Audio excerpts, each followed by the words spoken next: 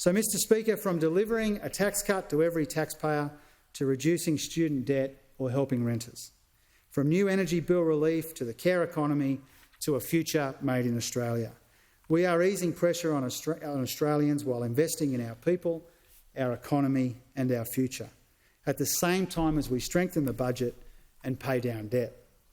Last year, our responsible economic management delivered the first surplus in 15 years. We now expect another surplus of $9.3 billion this year. Yeah. These would be the first back-to-back surpluses in almost 2 decades. But pressures on the budget intensify after that rather than ease.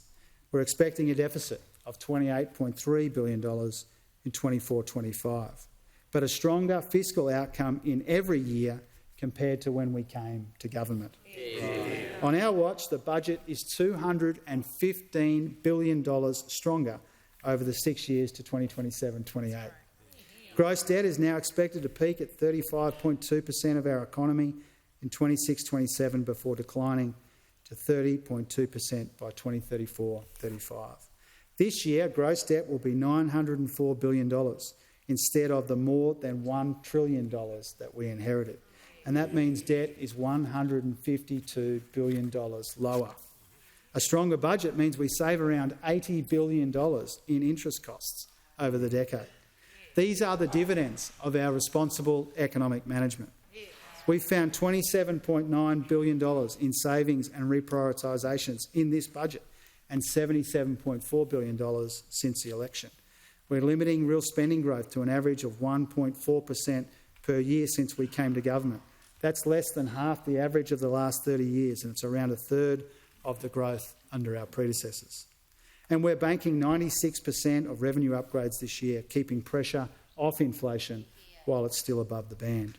With Treasury now expecting we could get back to the inflation target this year, not next.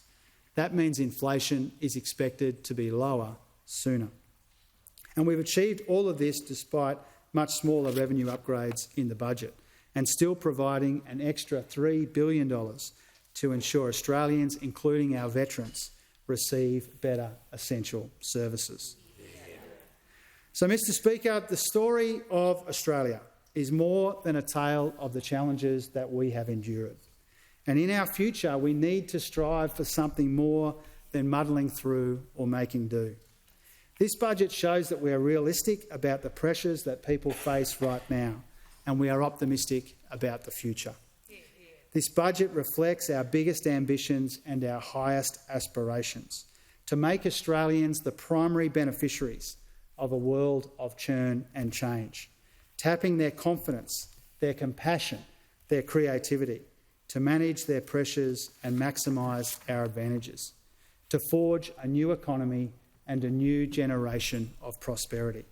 And in that effort, to make Australians and Australia more secure in the bigger opportunities that we shape and in the future that we make together. And that's why I commend this bill, Mr Speaker, and this budget to the House.